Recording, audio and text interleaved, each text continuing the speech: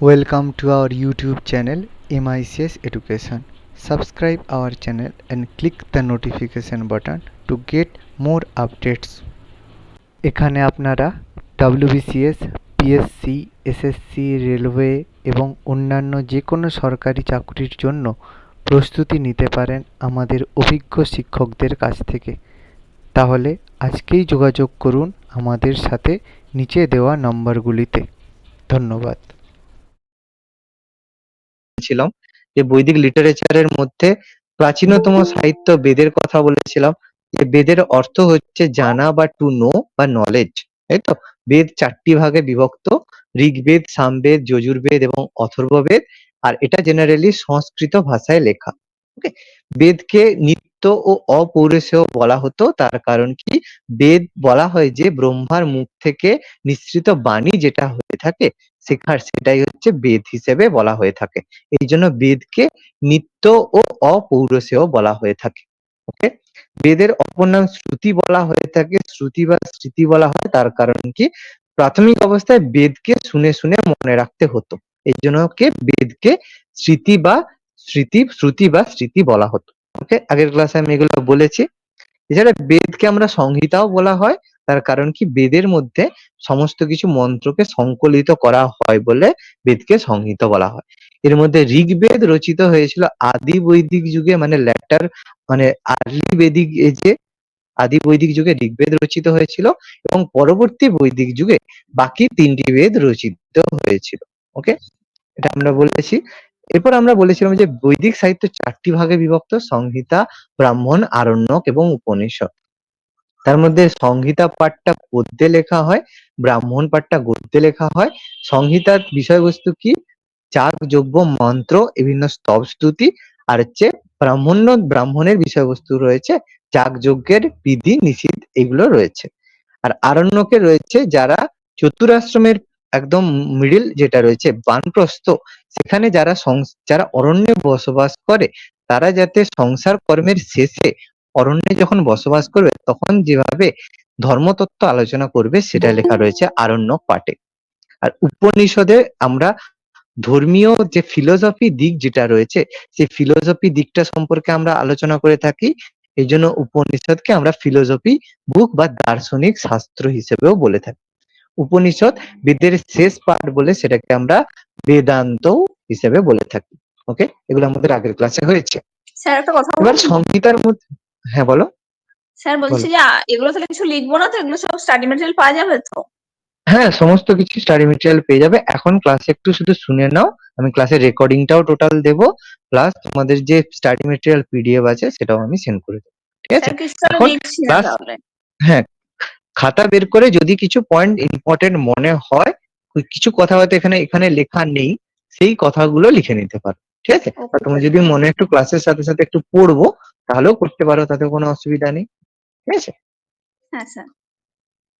ওকে, এবার দেখো যে 4টে বেদ, ঋগ্বেদে আমি বলেছিলাম যে মানে বৈদিক যুগে যে আর্যদের সামাজিক জীবন সম্পর্কে আমরা ঋগ্বেদে পাই। সামবেদে দেবতাদের উদ্দেশ্যে যে স্তুতি গান বা সামগান রয়েছে সে সম্পর্কে জানতে পারি। যজুর্বেদে আমরা যাগযজ্ঞের নিয়ম কানুন বা মন্ত্রের নিয়ম কানুন জানি। আর অথর্ববেদে চিকিৎসা শাস্ত্র, আয়ুর্বেদ শাস্ত্র, ইন্দ্রজালিক বিষয় মানে কালা জাদু সম্পর্কে, বশীকরণ, এইসব সম্পর্কে আমরা জানতে পারি। ওকে, আর এর মধ্যে বলেছিলাম যে 4টে বেদের 4টে করে পাঠ রয়েছে, শুধুমাত্র অথর্ব বেদের কোনো আরণ্যক পাঠ নেই। ওকে, শুধুমাত্র অথর্ব বেদের কোনো আরণ্যক পাঠ নেই। যে ঋগ্বেদ সম্পর্কে আমাদের কিছু ইনফরমেশন জানতে হবে। ওকে, ঋগ্বেদ বলতে প্রথমে আমরা জানবো সবচেয়ে প্রাচীনতম বেদ হচ্ছে, প্রাচীনতম বেদ এবং পৃথিবীর সবচেয়ে প্রাচীনতম গ্রন্থ বা সাহিত্য হিসাবে আমরা বলে থাকি ঋগ্বেদকে। ঋগ্বেদকে পৃথিবীর প্রাচীনতম সাহিত্য বা পৃথিবীর প্রাচীনতম বেদ বলা হয়ে থাকে, মানে প্রথম বুক হিসেবে ঋগ্বেদ। এবার পরীক্ষায় কোশ্চেন আসছে যে ঋগ্বেদ কোন নদীর তীরে লেখা হয়েছিল? বলা হয় ঋগ্বেদ সরস্বতী নদীর তীরে লেখা হয়েছিল। খুব ইম্পর্টেন্ট। তাহলে বলবে কি, যে যখন লিখতে যেত সে কি সরস্বতী নদীর তীরে গিয়েই লিখতে বসতো? এরকম ব্যাপার নয়। যেহেতু সরস্বতী নদীকে সব থেকে বেশি হোলি রিভার বা পবিত্র নদী বলা হতো, সেই জন্য বেশিরভাগ আদি বৈদিক যুগের বেশিরভাগ মুনিরা ঋগ্বেদটা রচনা করতেন সরস্বতী নদীর তীরে বসে। এই জন্য বলা হয় যে ঋগ্বেদ সরস্বতী নদীর তীরেই লেখা হয়েছিল। ওকে, ভেরি ভেরি ইম্পর্টেন্ট। দেখো ঋগ্বেদে কতগুলো স্তোত্র বা সূত্র বা হাইমস রয়েছে। ঋগ্বেদে 1028 1028টি স্তোত্র বা হাইমস রয়েছে। এটাই কিন্তু পরীক্ষায় কোশ্চেন আসে। স্তবকটা পরীক্ষায় সেভাবে কোশ্চেন আসে না। 10,600টা দিয়ে স্তবক বা স্ট্যাঞ্জা রয়েছে সেটা কিন্তু আসে না। সূত্র বা হাইমস কোনগুলোকে বলা হয়? যেগুলোকে মন্ত্রের মতো যেগুলো থাকে সেগুলোকে স্তোত্র বা হাইমস বলা হয়ে থাকে। ওকে, এরকম স্তোত্র রয়েছে ঋগ্বেদে 1028টা, 1028 1028টা স্তোত্র রয়েছে এরকম ঋগ্বেদে। Very very important. ওকে, এবার ঋগ্বেদের যে রচয়িতা, যারা ঋগ্বেদটা রচনা করেছে, সে রচনা যারা করেছে তাদেরকে বলা হতো ঋষি, মানে ঋত্বিক, হোতা বা হোত্রী বলা হতো। ঋগ্বেদে যেসব পুরোহিত যারা ছিল, যেই পুরোহিতরা রচনা করেছিল তাদেরকে ঋত্বিক বা হোত্রা বা হোত্রী বলা হতো। ওকে, জেনারেলি পুরোহিতদেরকে ঋত্বিক বা হোতা হোত্রী বলা হয়ে থাকে। স্পেসিফিক্যালি ঋগ্বেদের পুরোহিতদেরকেও সেই জন্য ঋত্বিক বা হোতা বা হোত্রী বলা হতো। এরা কি করতো? ঋগ্বেদ রচনা করার সাথে সাথে বিভিন্ন, মানে পুরোহিত অর্থাৎ যাগযজ্ঞ থেকে শুরু করে বিভিন্ন কাজের সাথেও অ্যাক্টিভলি যুক্ত থাকতেন। ওকে, কিছু কিছু আবার এরকম পুরোহিত থাকে যারা ঋগ্বেদ রচনার সাথে সাথে রাজার দরবারেও থাকতো, মানে বিভিন্ন রাজনৈতিক কার্যকলাপেও অংশগ্রহণ করতে পারতো। ওকে, ভেরি ভেরি ইম্পর্টেন্ট একটা ইনফরমেশন। দেখো ঋগ্বেদ কতগুলি মন্ডলে বিভক্ত। ঋগ্বেদ মনে থাকবে যে 10টি মন্ডল, 10th মন্ডল, 10টা মন্ডল। আমাদের যেমন প্রত্যেক চ্যাপ্টারে first chapter, second chapter, third chapter, fourth chapter হয়ে থাকে, সেরকম ঋগ্বেদেরও এরকম 10টি মন্ডল বা 10টা পার্ট রয়েছে। ওকে, এই 10টা পার্টের মধ্যে সবচেয়ে নতুন অর্থাৎ সবার শেষে লেখা হয়েছে প্রথম এবং দ্বিতীয় পার্ট। প্রথম এবং দশম পার্ট, ফার্স্ট এবং লাস্ট পার্টটা সবার শেষে নতুন ভাবে ইনক্লুড করা হয়েছে। পরীক্ষায় আসে ঋগ্বেদের কোন মন্ডলটি সবচেয়ে প্রাচীনতম। প্রথম এবং দশম মন্ডলটা হচ্ছে সবচেয়ে প্রাচীনতম। স্পেসিফিক্যালি দুটোই অপশনে কখনো দেবে না। যদি কখনো দুটোই অপশনে দিয়ে দেয় তখন মনে রাখবে যে দশম মন্ডলটা সবার শেষে হয়েছিল, তার আগে প্রথম মন্ডলটা হয়েছে। কিন্তু দুজনেই যদি অপশনে থাকে তখন দশমটা বেশি কারেক্ট হবে। আর যদি এই দুটোর মধ্যে যে কোনো একটা থাকে, দশম না থাকে, তখন প্রথমটা অ্যান্সারে হবে। ওকে, এবার দেখো ঋগ্বেদের ক্ষেত্রে ঋগ্বেদ কতগুলো সূত্র বা স্তোত্র বা মন্ত্রের সংকলন। আমি আগেই বলেছি ঋগ্বেদে বিভিন্ন যে মন্ত্র বা স্তোত্র রয়েছে ঋগ্বেদের প্রধান বিষয়বস্তুর মধ্যে। ওকে, দেখতে পাইনি। ওকে, এবার দেখো ঋগ্বেদের অপর নাম বলা হয় ঋগ সংহিতা। ঋগ্বেদকে বলা হয় ঋগ সংহিতা, কারণ কি? সংহিতা সেই জিনিসটাকে বলা হয় যেখানে বিভিন্ন জিনিসকে একসাথে নিয়ে সংকলন করা হয়, একসাথে নিয়ে সংকলন করা হয় ঋগ্বেদে। এই জন্য ঋগ্বেদকে ঋগ সংহিতাও আমরা বলতে পারি। ওকে, এবার ঋগ্বেদকে বিভিন্ন শ্রুতি বলা হয়ে থাকে, কারণ প্রাথমিক অবস্থায় এগুলো কিন্তু কোথাও লেখা হয়নি। ওকে, এবং এখানে দেখো ভেরি ভেরি ইম্পর্টেন্ট একটা জায়গা, ঋগ্বেদের রাইটার হিসাবে আগের দিনের ক্লাসেও কেউ একজন কোশ্চেন করেছিল, স্যার ঋগ্বেদের রচয়িতা যদি বলে তাহলে আমি অ্যান্সার কি বলবো? ঠিক আছে, ঋগ্বেদের রচয়িতার ক্ষেত্রে আমাদের মনে রাখতে হবে সবসময় ঋগ্বেদের রচনার জন্য বিভিন্ন ঋষিদের নাম আমরা উল্লেখ পাই। তার মধ্যে গুরুত্বপূর্ণ মহর্ষি কান্য, ব্যাসদেব, হোত্রী, অগ্নিরস, ভরদ্বাজ, বিশ্বামিত্র, বশিষ্ঠ, এরকম কিছু ঋষির আমরা উল্লেখ পাই যারা ঋগ্বেদে স্তোত্র রচনা করেছিল। ওকে, ভেরি ভেরি ইম্পর্টেন্ট কিন্তু। এবার এদের মধ্যে দুজন গুরুত্বপূর্ণ ঋষি হচ্ছে বিশ্বামিত্র এবং বশিষ্ঠ। গুরুত্বপূর্ণ কেন বলা হয়? কারণ বাকি যেসব ঋষিরা আমরা উল্লেখ পাই তারা কিন্তু শুধুমাত্র বেদের সাথেই যুক্ত ছিলেন, কিন্তু ঋষি ভরদ্বাজ এবং ঋষি বিশ্বামিত্র এবং ঋষি বশিষ্ঠ গুরুত্বপূর্ণ কিছু পলিটিক্যাল পাওয়ারের সাথে যুক্ত ছিলেন, যেটাকে আমরা যে ব্যাটেল অফ 10 কিংস, যেটা আমরা আগের দিন ক্লাসে বলেছিলাম যে 10 রাজার যুদ্ধ, সেই 10 রাজার যুদ্ধের সাথে কিন্তু এই বিশ্বামিত্র এবং বশিষ্ঠ মুনির সংযোগ রয়েছে। এই জন্য এই দুজনের নাম কিন্তু যথেষ্ট গুরুত্বপূর্ণ। তার মানে কোনো জায়গায় যদি পরীক্ষায় কোশ্চেন থাকে যে ঋগ্বেদের রচয়িতা বলতে রচয়িতা কে, তাহলে অপশনে যদি কান্য থাকে, হোত্রী থাকে, অগ্নিরস থাকে, এবার উপরের কেউ নয় থাকে আর উপরের সবকটিই থাকে, তখন অ্যান্সার কিন্তু আমাদের উপরের সবকটিই করতে হবে। ওকে, ক্লিয়ার? এবং এদের মধ্যে ঋষি ছাড়াও কিছু ঋষিকার নাম আমরা উল্লেখ পাই। ঋষিকা বা কিছু ব্রহ্মবাদিনী, ব্রহ্মবাদিনী মানে কিছু মহিলা ঋষিরা আমরা উল্লেখ পাই। ব্রহ্মবাদিনী কাদেরকে বলা হতো? আগের দিন ক্লাসে বলেছিলাম, বলো তো। স্যার স্যার ওই স্যার ব্রহ্মবাদিনী বলুন, ঋষিদের স্ত্রী। যারা স্যার বিয়ে মহিলা, না করে আজীবন বেদ রচনার সুযোগ পেতেন। একদম কারেক্ট অ্যান্সার। আগের দিন বলেছিলাম যারা বিবাহ না করে সারা জীবন বেদ রচনা করতেন তাদেরকে মহিলা ঋষি বা ব্রহ্মবাদিনী বলা হতো। এরকম কিছু ঋষির আমরা উল্লেখ পাই। তারা হচ্ছে অপলা, ঘোষা, বিশ্বভারল, লোপামুদ্রা, ইন্দ্রাণী, সূর্যা। ওকে, তাদের মধ্যে স্যার সবাই স্যার ব্রহ্মবাদিনী ছিল না। বলো বলো। স্যার ও মানে লোপামুদ্রা তো অখণ্ডা স্ত্রী ছিল স্যার, হ্যাঁ, তাহলে আমি আমি আমি এটাই বলছি শোনো, আস্তে আস্তে দেখো। যে ব্রহ্মবাদিনী বলতে কিছু ঋষিকা বা কিছু ব্রহ্মবাদিনীরও উল্লেখ পাই। ঋষিকা আর ব্রহ্মবাদিনী এক নয়। ব্রহ্মবাদিনী মানে আমি বলেছিলাম কিছু সদ্যবধূও হয়ে থাকে, তাদেরকেও আমরা মহিলা ঋষির মধ্যে ইনক্লুড করে থাকি। সেই সদ্যবধূর মধ্যে লোপামুদ্রা ইনক্লুড ছিলেন, যিনি হচ্ছেন ঋষি অগস্ত্যের স্ত্রী। তাই তো? এটা বলছিলে তো মোহন? হ্যাঁ স্যার এটাই, একদম। তাহলে যে উনি তো সেক্ষেত্রে ব্রহ্মবাদী নামে পরিচিত। না, উনি স্যার ব্রহ্মবাদিনী নন, উনি মহিলা ঋষি ছিলেন, মানে একদম সদ্যবধূ ছিলেন, কিন্তু বেদ রচনার সাথেও তিনি যুক্ত ছিলেন। তাই তো? আচ্ছা আচ্ছা। তাহলে রাইটারের মধ্যে সেও আসবে। কিছু ব্রহ্মবাদিনীরও উল্লেখ পাই, কিছু যে সদ্যবধূ রয়েছে তাদেরও উল্লেখ পাই। যারা এবার রাইটারের মধ্যে আমি যদি বলি, রাইটারের মধ্যে কিছু ব্রহ্মবাদিনী আছে, কিছু এইরকম মহিলারও উল্লেখ পাই। ওকে, আচ্ছা, এবার দেখো ঋগ্বেদের খুব ইম্পর্টেন্ট একটা জিনিস দেখো, 10টা মন্ডলের মধ্যে 10th মন্ডল বা 10ম মন্ডলে আমরা উল্লেখ পাই পুরুষ সূক্তের। খুব ইম্পর্টেন্ট একটা জিনিস, পুরুষ সূক্তের উল্লেখ পাই আমরা ঋগ্বেদের 10ম মন্ডলে। 10th মন্ডলে আমরা উল্লেখ পাই পুরুষ সূক্ত। পুরুষ সূক্তটা কি ছিল? পুরুষ সূক্ত খুব ইম্পর্টেন্ট একটা জিনিস, যেই পুরুষ সূক্তে প্রথম বর্ণভেদ প্রথার উল্লেখ পাই। পুরুষ সূক্ততে বলা আছে কি, ব্রহ্মার মুখ থেকে ব্রাহ্মণ, বাহু থেকে ক্ষত্রিয়, উরু থেকে বৈশ্য এবং পা থেকে শূদ্রের উৎপত্তি হয়েছে। এটা রয়েছে ঋগ্বেদের পুরুষ সূক্ততে। পরীক্ষায় কোশ্চেন আসে এরকম যে পুরুষ সূক্তের উল্লেখ কোন বেদে রয়েছে? স্পেসিফিক্যালি বলে দেবো ঋগ্বেদ। এবার যদি একটু ভালো কোশ্চেন আসে বলবে ঋগ্বেদের কোন মন্ডলে পুরুষ সূক্তের উল্লেখ আছে, তাহলে বলবো 10ম মন্ডলে।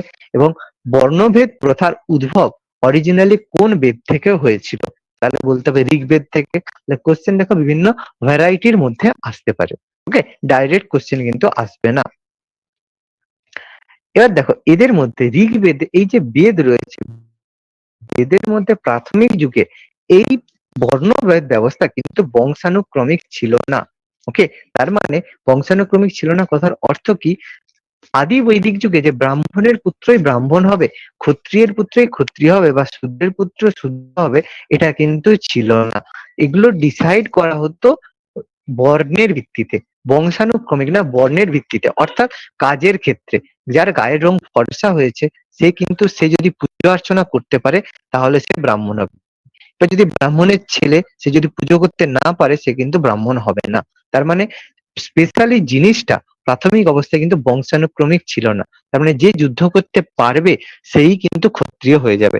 এরকম নেই যে সে যদি শূদ্রের ছেলে যদি যুদ্ধ করতে পারে সে যে মানে ক্ষত্রিয় হতে পারবে না, সেটা কিন্তু নয়। কিন্তু পরবর্তী বৈদিক যুগে এইটা পরবর্তীকালে এটা বংশানুক্রমিক করা হয়ে থাকে। সেটাই আমরা আমরা মহাভারতে আমরা এর উল্লেখটা পেয়ে থাকি কর্ণের মাধ্যমে। ওকে, দেখো আদি বৈদিক যুগের শেষের দিকে আমরা আরেকটা জিনিসের উল্লেখ পাই, সেটা হচ্ছে চতুরাশ্রম প্রথা। চতুরাশ্রম প্রথা আমরা জানি, যেটা আমি একটু আগে বললাম, যে ব্রহ্মচর্য, গার্হস্থ্য, বানপ্রস্থ, সন্ন্যাস, এই 4টে প্রসেস আমরা দেখতে পাই। আর্যদের, যারা আর্য হতো অর্থাৎ বৈদিক সভ্যতায় যারা ছেলে বা মেয়ে হতেন তাদেরকে এই 4টে প্রসেসের মাধ্যমে যেতে হতো। তার মধ্যে ব্রহ্মচর্য মানে গুরু গৃহে থেকে পড়াশোনা করা, গার্হস্থ্য মানে পড়াশোনা কমপ্লিট করার পরে বিয়ে করে সংসার যাপন করা, বানপ্রস্থ সংসার যাপনের পরে যখন কিছুটা বয়স হয়ে যাবে তখন কি সংসারের সমস্ত দায়িত্ব ছেলে আর বৌমার হাতে দিয়ে সন্ন্যাস, বনে গিয়ে বসবাস করা, যেটাকে আমরা বানপ্রস্থ বলে থাকি। এবং জীবনের শেষ সময়ে বন থেকে গিয়ে পাহাড়ে অর্থাৎ পাহাড়ের উপরে গিয়ে মানে আহ, এর মাধ্যমে তোমার হচ্ছে ধ্যানের মাধ্যমে নিজের শেষ জীবনকে অতিবাহিত করা, এটাকে আমরা সন্ন্যাস বলে থাকি। এটা আদি বৈদিক যুগে সবাই ফলো করতো, যেটাকে আমরা চতুরাশ্রম প্রথা বলে থাকি। এই চতুরাশ্রম প্রথার উদ্ভবও আমরা কিন্তু ঋগ্বেদে পেয়ে থাকি। ওকে, এবার ঋগ্বেদের সব থেকে পবিত্র বা সব থেকে হোলি মন্ত্র বলা হয় গায়ত্রী মন্ত্র। ওকে, গায়ত্রী মন্ত্র, এই গায়ত্রী মন্ত্র দেবী সাবিত্রীকে উৎসর্গ করা হতো। দেবী সাবিত্রী যাকে আলোর দেবী বলা হয়ে থাকে, সেই দেবী সাবিত্রীকে গায়ত্রী মন্ত্র উৎসর্গ করা হয়েছিল। এই গায়ত্রী মন্ত্র রচনা করেছিলেন ঋষি বিশ্বামিত্র। খুব ইম্পর্টেন্ট কোশ্চেন পরীক্ষায় এসে থাকে যে গায়ত্রী মন্ত্র, ঋগ্বেদের সবচেয়ে পবিত্র মন্ত্র কি, বলবো গায়ত্রী মন্ত্র। গায়ত্রী মন্ত্র কোন দেবীকে উৎসর্গ করা হয়েছে? দেবী সাবিত্রী। গায়ত্রী মন্ত্রের রচয়িতাকে ঋষি বিশ্বামিত্র। ওকে, এবার ঋগ্বেদের মধ্যে আমরা নবম সূক্ত বা 9th যে মন্ডল রয়েছে, সেটা আমরা দেবতা সোমকে উৎসর্গ করে থাকি। যে সোম দেবতা, গাছপালা দেবতা, যে সোম দেবতা, সেই দেবতা সোমকে আমরা উৎসর্গ করি ঋগ্বেদের 9th মন্ডল। ওকে, এছাড়া আমরা ঋগ্বেদের একটা উপবেদ হলো আয়ুর্বেদ। ওকে, এই উপবেদরা পরীক্ষায় এসে থাকে। উপবেদ মানে কি? একটা কন্টেম্পোরারি একটা, মানে বলবো যে একটা বেদের একটা পার্ট হিসেবে আমরা বলে থাকি। উপবেদ, উপনদী শাখা নদী একটা ব্যাপার থাকে। শাখা নদী কি হয়? জিনিসটা থেকে বেরিয়ে যায়, ওখান থেকেই উৎপত্তি হয়। আর উপনদী কি হয়? তার সাথে এসে মিশে যায়। তার মানে ঋগ্বেদের একটা উপবেদ মানে একটা কন্টেম্পোরারি যদি বেদ বলে থাকি বা সমসাময়িক একটা বেদ বলে থাকি যেটা ঋগ্বেদকে প্রভাবিত করে, সেটা হচ্ছে আয়ুর্বেদ। ওকে, ঋগ্বেদের উপবেদ হচ্ছে আয়ুর্বেদ, যার আলোচ্য বিষয়বস্তু হচ্ছে ভেষজ বিদ্যা এবং স্বাস্থ্য। অর্থাৎ কিভাবে মানে মানুষের, আর্যদের জীবনে, মানে মানুষের জীবনে বা আর্যদের জীবনে স্বাস্থ্য ভালো থাকবে, সেটা হচ্ছে ঋগ্বেদের উপবেদ আয়ুর্বেদের মধ্যে উল্লেখ রয়েছে। পরীক্ষায় কোশ্চেন আসছে ঋগ্বেদের উপবেদ কোনটি? ওকে, সেটাকে আমরা বলবো আয়ুর্বেদ। এই আয়ুর্বেদ কিন্তু এই যে ঋগ্বেদ, সামবেদ, যজুর্বেদ, অথর্ববেদের মতো নয়। এটা একটা অন্য ধরনের রাইটিং বলা হয়। ওকে, ঋগ্বেদ সম্পর্কে কারো কোনো কোশ্চেন এর মধ্যে? কোনো ডাউট, কোনো কোশ্চেন?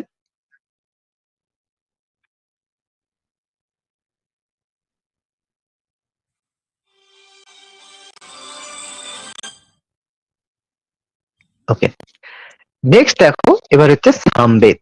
ওকে, সামবেদটা কি? ঋগ্বেদের মতো আরেকটা সেকেন্ড পার্ট হচ্ছে সামবেদ। সামবেদের প্রধান বিষয়বস্তু হচ্ছে সঙ্গীত বিষয়ক রচনা। অর্থাৎ বিভিন্ন যে সঙ্গীত রয়েছে বা মিউজিক রয়েছে, মিউজিক বিষয়ক রচনা হচ্ছে সামবেদের প্রধান বিষয়বস্তু। এই সামবেদের যে মেন কথা, সাম শব্দটি এসেছে সামন শব্দ থেকে। সামন শব্দ থেকে সাম শব্দের উৎপত্তি হয়েছে। এই সাম কথার অর্থ হচ্ছে, মূল অর্থই হচ্ছে গান। তার মানে সামবেদের মূল বিষয়বস্তু হবে সঙ্গীত। সঙ্গীত বা গান হবে সামবেদের মূল বিষয়বস্তু।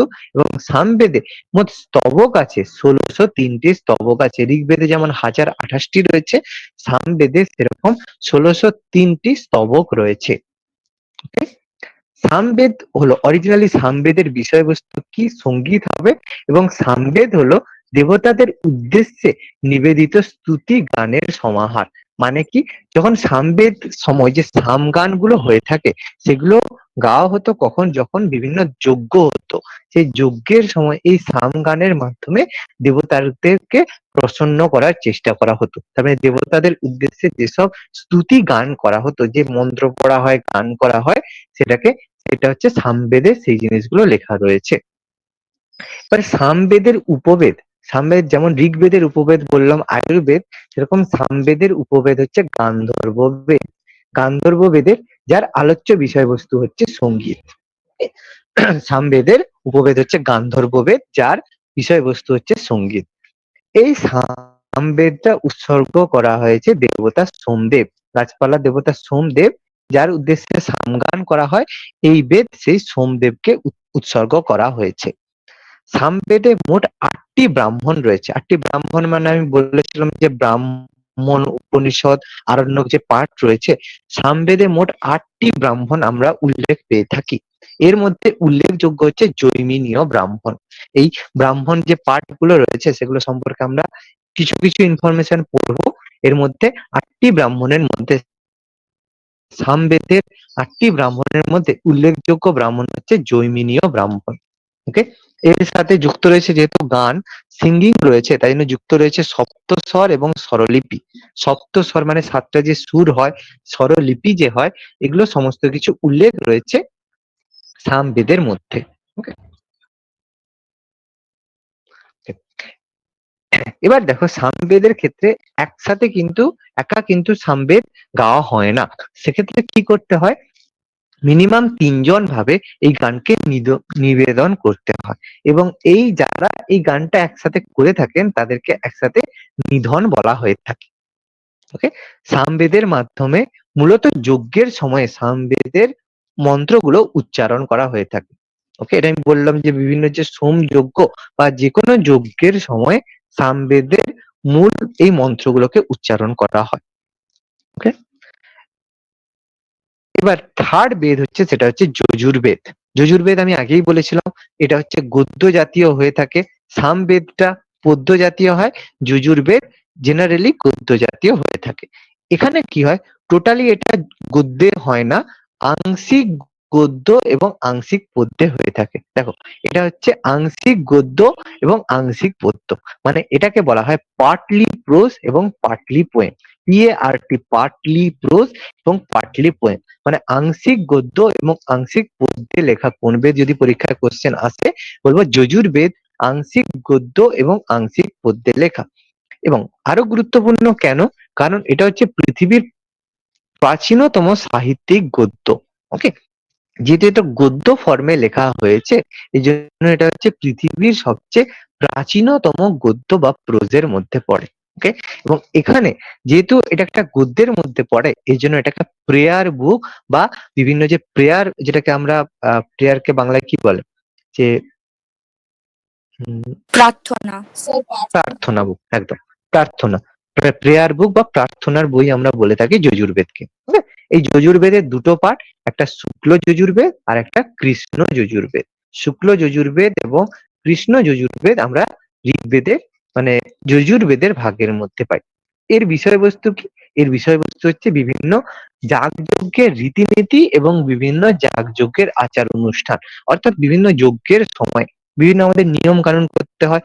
এই গঙ্গা জল ছাড়া যজ্ঞ হবে না, এই স্নান করে এসে করতে হবে, তারপরে শিবের এর সময় বেলপাতা দিতে হবে, এই ফুল দেওয়া যাবে না, ওই ফুল দেওয়া যাবে না, তারপর উত্তর দিকে মুখ করে বসতে হবে, ঘি দিতে হবে, ঘিটা আবার যেন শুদ্ধ হয়। তাহলে এরকম যেসব নিয়ম কানুন থাকে, এই সমস্ত নিয়ম কানুন যজুর্বেদে লেখা রয়েছে, এবং এই নিয়ম কানুন একটা গদ্য ফর্মে হওয়া উচিত, এই জন্য এটা জেনারেলি গদ্যতেই লেখা হয়। যজুর্বেদে যে গদ্য ভাষা প্রয়োগ করা হচ্ছে, এটা হচ্ছে সংস্কৃত ভাষায় হতো, এই জন্য যজুর্বেদকে সবচেয়ে প্রাচীনতম গদ্য সাহিত্য বলা হয়। এবং যজুর্বেদের উপবেদ হচ্ছে ধনুর্বেদ। এই ধনুর্বেদের আলোচ্য বিষয় বস্তু হচ্ছে ধনুর্বিদ্যা বা যুদ্ধ শিক্ষা। ওকে, এখানে স্তবক রয়েছে 1549, 1549টা স্তবক রয়েছে যজুর্বেদে। ওকে, এবার যজুর্বেদের ভাগ রয়েছে, এতটা আসে না। যজুর্বেদের মধ্যে যে ব্রাহ্মণ শাখা রয়েছে, সে ব্রাহ্মণ শাখাটা হচ্ছে শতপথ ব্রাহ্মণ। যজুর্বেদের ব্রাহ্মণ শাখার নাম হচ্ছে শতপথ ব্রাহ্মণ, যেটার মাধ্যমে আমরা বলতে পারি যে জাতিভেদ প্রথার মূল সৃষ্টি বা একটা হিউজ পোর্শন আমরা লক্ষ্য করতে পারি শতপথ ব্রাহ্মণে। ওকে, যেমন জাতিভেদ প্রথা কি, শতপথ ব্রাহ্মণে বিভিন্ন ক্ষেত্রে পরবর্তীকালে মহিলাদের বিভিন্ন ক্ষেত্রে মানে অপমান করা হয়েছে, এবং শতপথ ব্রাহ্মণে মানে বহুভাবে জিনিসটাকে মানে অপমানজনক পোর্শনে শতপথ ব্রাহ্মণকে নিয়ে যাওয়া হয়েছে। তার মানে এই কারণে বলা হয় যে শতপথ বেদ হচ্ছে তৎকালীন সমাজে শ্রম বিভাজন করেছিল। শ্রম বিভাজন মানে কি, এর মাধ্যমে যে ভাগটা সমাজে, যে ভাগটা যে মহিলাদের সমাজে নিচু পজিশনে একটু রাখতে হবে, পুরুষদের স্থান সবার উপরে থাকবে, পুরুষরা একটা জায়গায় 4টে বিয়ে করতে পারবে, মহিলাদের কোন রকম থাকবে না, মানে মানে অধিকার থাকবে না, এই সমস্ত কিছুর বেশিরভাগ উল্লেখ কিন্তু আমরা পাই এই শতপথ ব্রাহ্মণে, যেটা যজুর্বেদের ব্রাহ্মণ শাখার মধ্যে রয়েছে। ওকে, আচ্ছা, এবার যজুর্বেদের দুটো আরণ্য গ্রন্থ রয়েছে, একটা হচ্ছে তৈত্তিরিক আরণ্যক আর একটা শতপথ আরণ্যক। Okay? এবার লাস্ট হচ্ছে অথর্ববেদ, খুব ইম্পর্টেন্ট। অথর্ববেদের আদি নাম বা প্রাচীন নাম হচ্ছে বাঙ্গিরস। বাঙ্গিরস হচ্ছে অথর্ববেদের প্রাচীন নাম বা আদি নাম। এবার বলা হয় কি অথর্ববেদ সংকলন করেছিলেন অর্থবন এবং আঙ্গিরস নামে দুজন ঋষি, এবং তাদের নামকে একসাথে করে বলা হয়ে থাকে অথর্ববেদের আদি নাম হচ্ছে অর্থ আঙ্গিরস। ঠিক আছে, দেখো একসাথে সন্ধি যোগ করলে অর্থবন আর আঙ্গিরসকে অর্থাঙ্গিরস বলা হয়। ওকে, এই জন্য আর্য আর্য অথর্ববেদের আদি নাম হচ্ছে অর্থবাঙ্গিরস। এবার দেখো অথর্ববেদকে বহুদিন কিন্তু দেখো বলাই যাচ্ছে, দেখো দীর্ঘকাল অথর্ববেদ কিন্তু বৈদিক সংহিতার মর্যাদা থেকে বঞ্চিত ছিল। অর্থাৎ বেদ যে চারটে রয়েছে এটা কিন্তু বলা হতো না, প্রথম থেকেই বলা হতো বেদ তিনটে রয়েছে। বহু বছর পর অথর্ববেদকে বৈদিক সাহিত্যের মধ্যে মর্যাদা দেওয়া হয়েছে। Okay, এর কারণ কি, কেন অথর্ববেদকে বৈদিক সাহিত্যের মধ্যে ইনক্লুড করা হয়নি? তার কারণ, খুব একটা স্পেসিফিক কারণ বলা হয়, এই বেদটা অনার্যদের দ্বারা লিখিত। খুব ইম্পর্টেন্ট, পরীক্ষায় কোশ্চেন আসে, চারটি বেদের মধ্যে কোন বেদটি অনার্যদের দ্বারা রচিত? বলতে হবে অথর্ববেদ।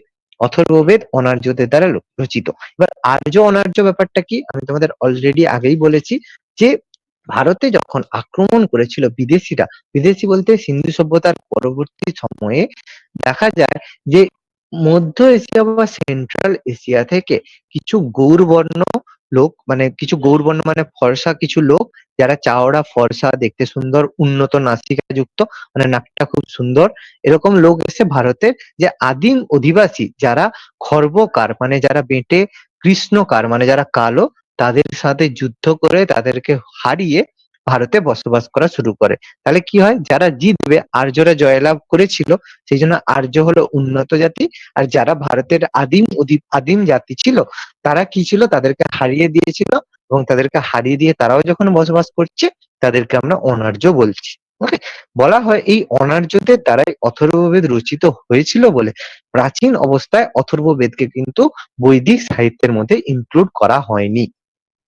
ওকে, এই অথর্ববেদের বিষয়বস্তু কি যদি বলে, তখন বলবো যে আমি অলরেডি বলেছি মন্ত্রতন্ত্র জাদুবিদ্যার উল্লেখ আমরা পেয়ে থাকি। Okay? যে কালা জাদু, আয়ুর্বেদ, বশীকরণ, এগুলো অথর্ববেদের মূল বিষয়বস্তু। এই কারণে অথর্ববেদ কিন্তু বহুদিন বৈদিক লিটারেচারের সাথে ইনক্লুড করা হয়নি। অথর্ববেদের মোট সংখ্যা হচ্ছে 711টি। পরীক্ষা আছে অথর্ববেদ কটা রয়েছে, বলবে 711টি। ঋগ্বেদ যেমন 10টি মণ্ডলে বিভক্ত, সেরকম অথর্ববেদ 20টি মণ্ডলে বিভক্ত। ওকে, অথর্ববেদের কোনো আরণ্যক পাঠ নেই, অলরেডি বলেছি, আবার বলছি, অথর্ববেদের কিন্তু কোনো আরণ্যক পাঠ নেই। গোত্র শব্দটি অথর্ববেদের উল্লেখ রয়েছে।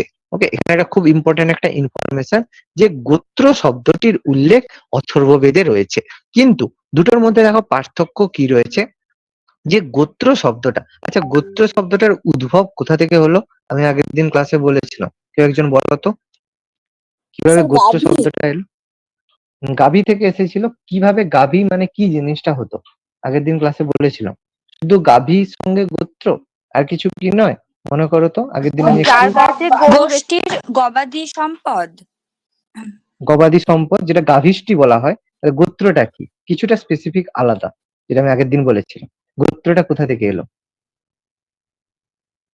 আগের দিন ক্লাসে আমি বলেছিলাম, কোথাও লেখা নেই, আমি আগের দিন ক্লাসেই বলেছিলাম, আর কোথাও এটা বলা নেই। মনে পড়ে কারো? স্যার ঋষিদের থেকে এসেছিল। না, ঋষি নয়, ঋষি নয়। যার মোহন? কাছে অনেকগুলো মানে গবাদি পশু মানে গরু, বেশি গরু থাকবে এইরকম কিছু, একদম একদম একদম যার ঠিক কথা। এটা একদম অ্যান্সারের দিকে যাচ্ছে, অনেক ক্লোজ চলে গেছে। আমি একটা বলে দিচ্ছি, দেখো দেখো আমি তখন তোমাদের একটা বলেছিলাম, গোধনের একটা কথা বলেছিলাম। গোধন মানে তখনকার যুগে কারেন্সি বা টাকা পয়সা তো থাকতো না, তখন যার কাছে বেশি গরু থাকতো সে বড়লোক হতো। ঠিক আছে? এখনো একটা ব্যাপার দেখো, যার কাছে বেশি টাকা আছে সে বড়লোক, যার কাছে একটু কম আছে সে মধ্যবিত্ত, যার কাছে টাকা নেই সে গরিব। এইভাবে ভাগ রয়েছে এখন।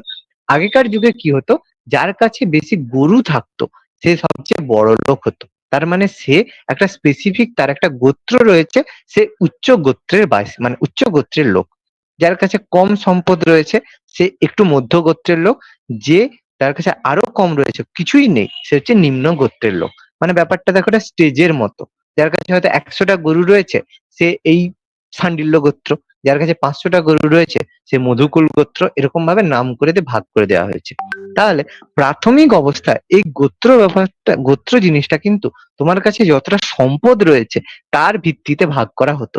পরবর্তীকালে কি করা হয়, এটাকে বংশানুক্রমিক করে দেওয়া হয়। মানে সেই যার কাছে 100টা গরু ছিল সে যদি 100টা গরু বিক্রিও করে দেয় সে কিন্তু সেই গোত্রেই ইনক্লুড হয়ে যাবে, যেহেতু সে ওই গোত্রে মানে জন্মগ্রহণ করেছে।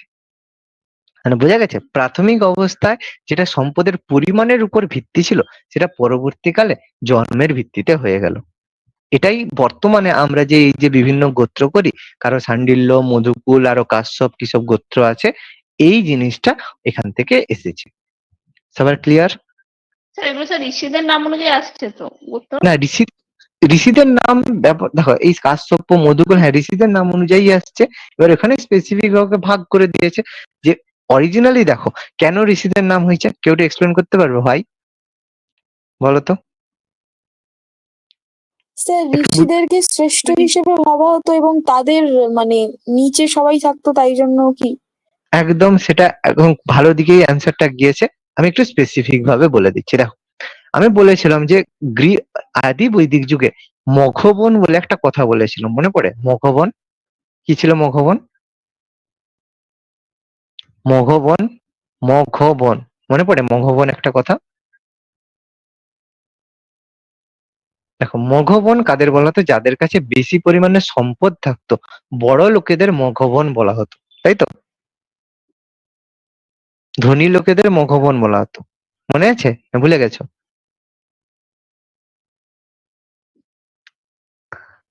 আচ্ছা, ভুলে গেছে সবাই, নাও বলে দিচ্ছি। দেখো, তাহলে মঘবন বলা হতো। এবার আমি তোমাদের বলেছিলাম দেখো, যে তখন জিনিস কি হতো, যে মন্দির থাকতো, সেই মন্দিরে যে পুরোহিত থাকতো, তাই তো? সেই পুরোহিতদেরকে বিভিন্ন দান করা হতো, সম্পদ দেওয়া হতো, তাই তো? সেই সময় পুরোহিতদেরকে দান করা হতো, বিভিন্ন সম্পদ দেওয়া হতো। তার মানে দেখো, বেশিরভাগ যে সম্পদ, যে পরবর্তী বৈদিক যুগে দেখো আমি কি বলেছিলাম, যে ব্রাহ্মণদের ক্ষমতা কিন্তু বৃদ্ধি পেয়েছিল, আমি একটু পরে আবার বলবো। মানে পরবর্তী বৈদিক যুগে রাজার ক্ষমতা কিন্তু কমে গেছিল, ব্রাহ্মণদের ক্ষমতা বেড়ে গেছিল। তার মানে যে সম্পদটা সেটা ম্যাক্সিমাম পৌঁছে গেল ব্রাহ্মণদের হাতে। এই যে কাশ্যপ বলো, মধুকুল বলো, এই যে নামগুলো আসছে, মানে বেশিরভাগ সম্পদ বা গরু পৌঁছে গেল তোমার পুরোহিতদের হাতে। তার মানে হেড কে হলো? পুরোহিত হয়ে গেল। মানে এরকম যদি আমি 10টা পুরোহিতকে ভাবি, যে যার হাতে টোটাল সম্পদটা চলে গেল ভাগ ভাগ হয়ে, এবার তারা বলবে যে এবার আমার কাছে যারা যারা শরণে আসবে বা যারা আমার ছেলেপিলে হবে তারা এই সম্পদগুলো পরপর পেতে থাকবে। তার মানে সেখান থেকেই আমরা বলতে পারি যে গোত্র ব্যাপারটা জন্মের ভিত্তিতে হলো। বোঝা গেছে এবার মৈত্রী? হ্যাঁ স্যার। ব্যাপারটা ক্লিয়ার হলো? ওকে। এবার এখানে একটা কোশ্চেন আসে, খুব একটা ভালো কোশ্চেন আসে। কোশ্চেন আসে কি, যে গোত্র শব্দটির উল্লেখ কোন বেদে রয়েছে? ঠিক আছে, বললো কোশ্চেন এলো গোত্র শব্দের উল্লেখ প্রথম কোন বেদে হয়েছে, বা কোন বেদে প্রথম গোত্র শব্দটির উল্লেখ হয়েছে? তখন কি বলবে অ্যান্সার? অথর্ববেদে। না, তখন অ্যান্সার হবে ঋগ্বেদ।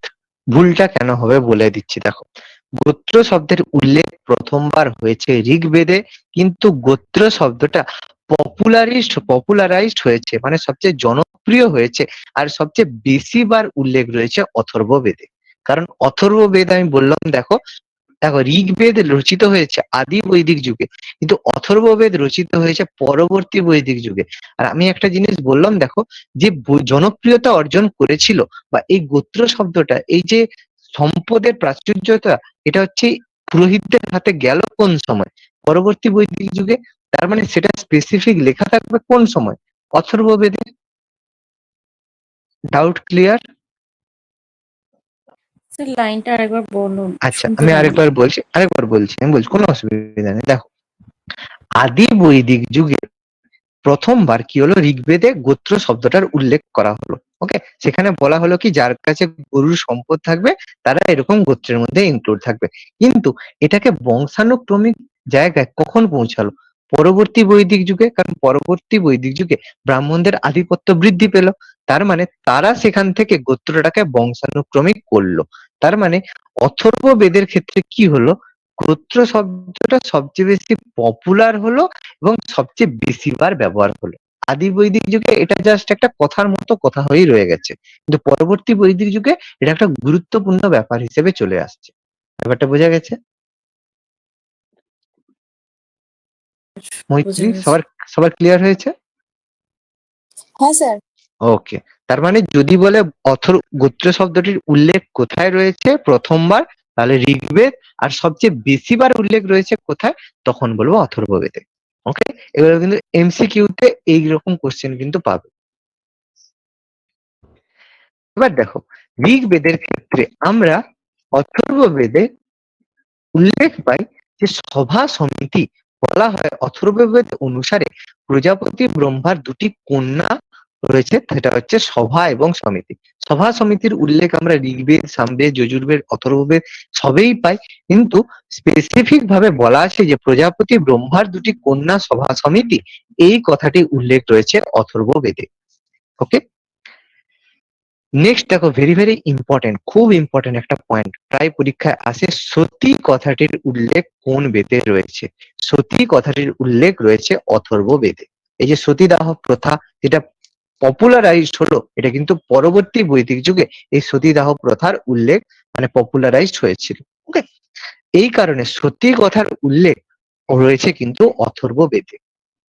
ওকে, এবার অথর্ব বেদের উপবেদ হচ্ছে শিল্পবেদ।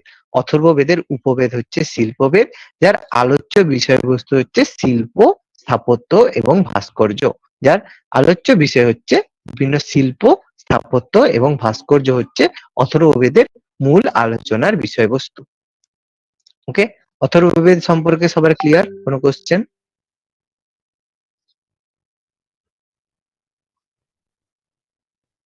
সবার ক্লিয়ার অথর্ববেদ? স্যার একটা কথা বলছিলাম। হ্যাঁ, বলো বলো। স্যার বলছি যে আর্যরা যে প্রপারলি যে বহিরাগত, এটা সম্পর্কে স্যার এখনো দ্বিমত রয়েছে। যেমন গঙ্গারাজ ঝা ওনারা বলেন যে এদেশীয় আর্যরা, এটা তো স্যার এখনো ক্লিয়ার নয় যে আর্যরা বহিরাগত। অবশ্যই ক্লিয়ার নয়, এই জন্য আমি প্রথমেই তুমি ক্লাসটা করোনি। এই জন্য আর্যরা যে বিভিন্ন জায়গা থেকে এসেছিল সেই সম্পর্কে বিভিন্ন মতবাদ রয়েছে। ম্যাক্স মুলার বলেছে তারা এসেছিল হ্যাঁ, সেন্ট্রাল এশিয়া বা মধ্য এশিয়া থেকে। দয়ানন্দ সরস্বতী বলেছিল তারা এসেছিল তিব্বত থেকে, তাই তো? তো এই হ্যাঁ স্যার। মতবাদ তো রয়েছে, কারো মতে বহিরাগত, কারো মতে আর্যরা ভারতেরই অন্তর্ভুক্ত। তো সেক্ষেত্রে যদি ভারতের মধ্যেও তারা থাকে, তাহলে তারা ভারতের মধ্যে অন্য অঞ্চলে গিয়ে তারা যুদ্ধ করতে পারে। যদি ভারতের বাইরে থাকে তাহলে ভারতের বাইরে থেকে এসেও ভারতে যুদ্ধ করতে পারে। মোটামুটি সমাজে দু ধরনের লোকের উৎপত্তি পেয়েছি আমরা। বুঝা গেছে? কারণ দেখো আর এই কি স্যার আদি, বলো। আর স্যার বলছিলাম, যদি প্রপারলি বলা যায় যে হিন্দু ধর্ম কোথা থেকে এসেছে, তাহলে কি আমরা বলতে পারি যে আর্যরাই এনেছিলেন? না দেখো, একটা জিনিস দেখো, মানে কেউ যদি বলে হিন্দু ধর্ম, হিন্দু ধর্ম বলতে স্পেসিফিক্যালি কিন্তু সেইভাবে কিছু ধর্ম হয় না। প্র্যাকটিক্যাল কথা বলছি, দেখো আমি আমি আমি হিন্দু হলেও কিন্তু স্পেসিফিক্যালি দেখো হিন্দু ধর্মের টোটালি কিন্তু সেভাবে কোনো ভিত নেই। কারণ কি, আমাদের হিন্দু ধর্ম মানে ভিতটা কি বিভিন্ন পৌরাণিক গল্পের উপর।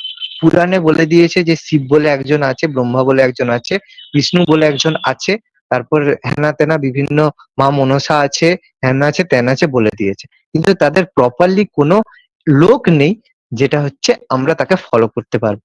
ইসলাম ধর্মে আমরা যেখানে যীশু হ্যাঁ খ্রিস্টকে ফলো করতে পারি, মুসলিম ধর্মে যেখানে আমরা হজরত মোহাম্মদকে বলতে পারি একটা লোক যে এই ধর্মটা প্রবর্তন করেছে। কিন্তু আমাদের হিন্দু ধর্মের কিন্তু এরকম কোনো লোক নেই যাকে আমরা ফলো করতে পারি বা যার কারণে ধর্মটা এসেছে সেটা বলতে পারি। আমাদের টোটাল জিনিসটা কিন্তু কিছু স্টোরি বেসড রয়েছে, কিছু পুরাণের উপর ভিত্তি করে রয়েছে। তার মানে প্রপারলি যদি তর্কের খাতিরে কোশ্চেন করি হিন্দু ধর্মের উৎপত্তি কোথা থেকে হয়েছে, আমি কেন, কেউ অ্যান্সার দিতে পারবেন।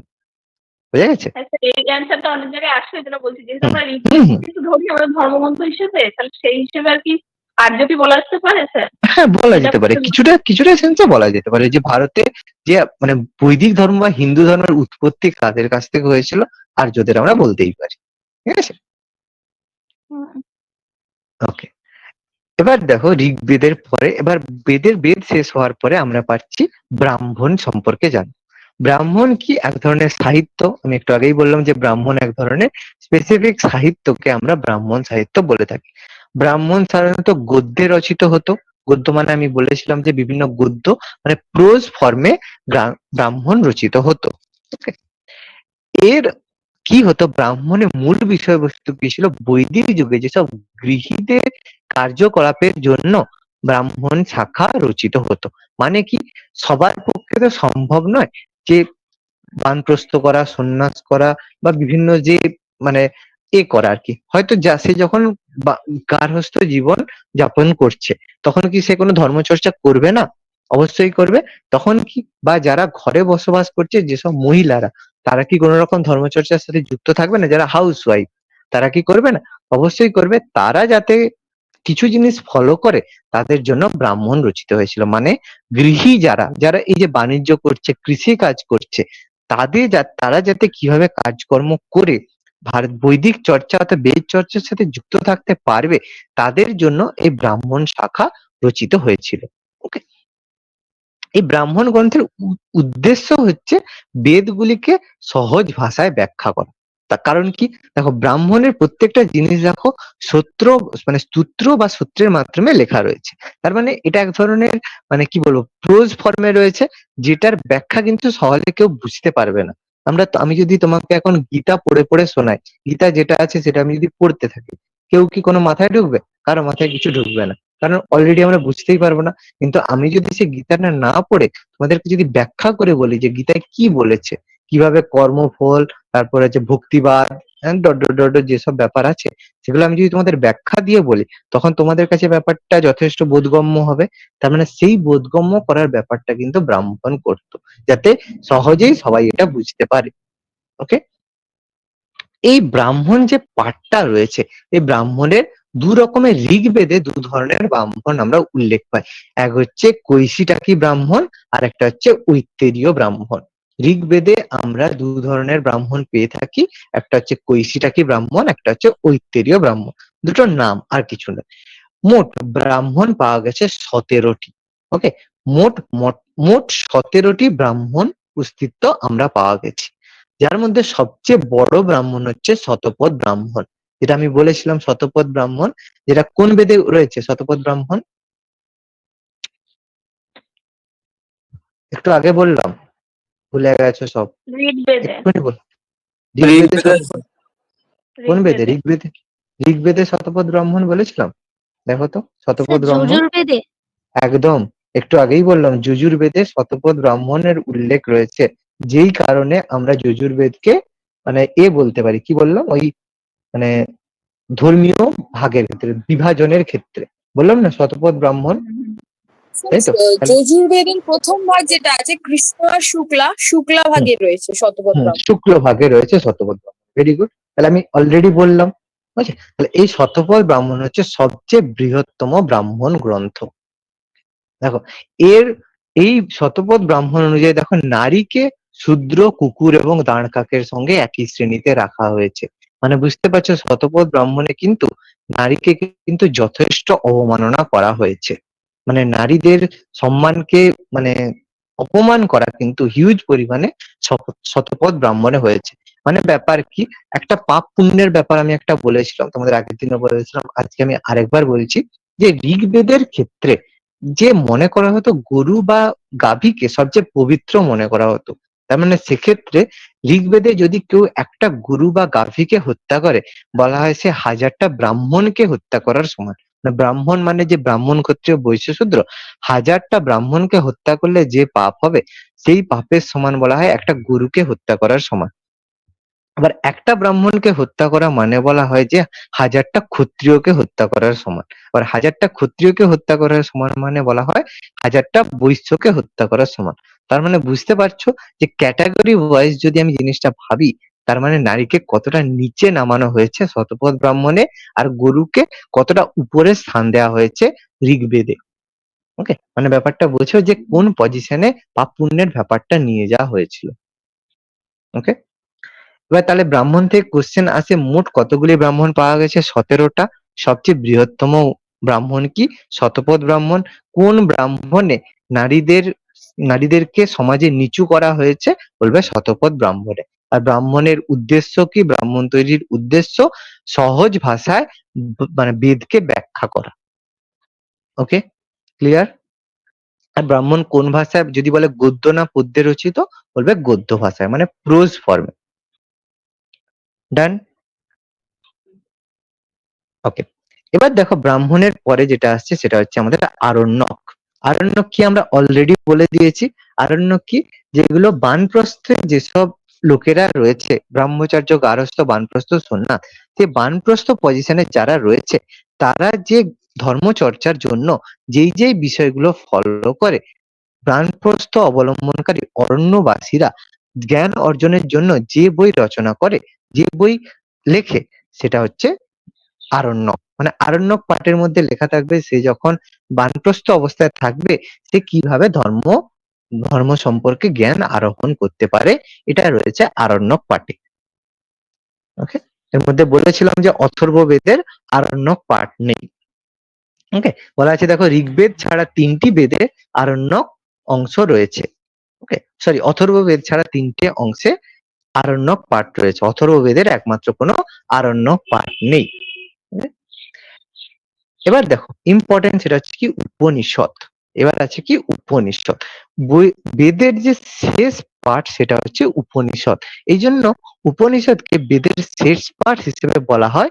এবং উপনিষদের দার্শনিক ব্যাখ্যার জন্য দেখো বেদের সর্বশেষ অধ্যায় হচ্ছে উপনিষদ, এবং যেটাকে জেনারেলি ইউজ করা হয় বেদের দার্শনিক ব্যাখ্যা বা ফিলোসফিক্যাল মানে ফিলোসফিক্যাল যে রয়েছে, মানে যে ফিলোসফিক্যাল কি বলবো এক্সপ্রেশন রয়েছে, যে ব্যাখ্যা যেটা রয়েছে, সেই ব্যাখ্যা করা হয়েছে, যা দার্শনিক ব্যাখ্যা উপনিষদে রয়েছে।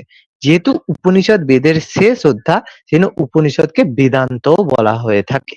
উপনিষদকে এই জন্য আমরা বেদান্তও বলে থাকি। উপনিষদ মোট কতগুলি আছে? মোট 108টি উপনিষদ আছে, যার মধ্যে গুরুত্বপূর্ণ উপনিষদ হচ্ছে 12টি উপনিষদ সবচেয়ে বেশি গুরুত্বপূর্ণ। পরীক্ষা কোশ্চেন আসে মোট কতগুলি উপনিষদ রয়েছে? 108টি। গুরুত্বপূর্ণ উপনিষদ কোনটি? 12টি উপনিষদ সবচেয়ে গুরুত্বপূর্ণ। এর মধ্যে সবচেয়ে বৃহত্তম উপনিষদ হচ্ছে মুন্ডক উপনিষদ। মুন্ডক উপনিষদ হচ্ছে সবচেয়ে বৃহত্তম বা লংগেস্ট উপনিষদ। ওকে, এই মুন্ডক উপনিষদে উল্লেখ রয়েছে সত্যমেব জয়তে। সত্যমেব জয়তে আমরা অলরেডি জানি যে সত্যের জয় হবে, এটা উল্লেখ রয়েছে। সত্যমেব জয়তের উল্লেখ রয়েছে মুন্ডক উপনিষদকে, খুব গুরুত্বপূর্ণ একটা ব্যাপার। ওকে, পরীক্ষার কোশ্চেন আসে সত্যমেব জয়তে কোন উপনিষদের উল্লেখ রয়েছে? বলতে হবে মুন্ডক উপনিষদে উল্লেখ রয়েছে সত্যমেব জয়তে। ওকে, উপনিষদ কথার অর্থ কি?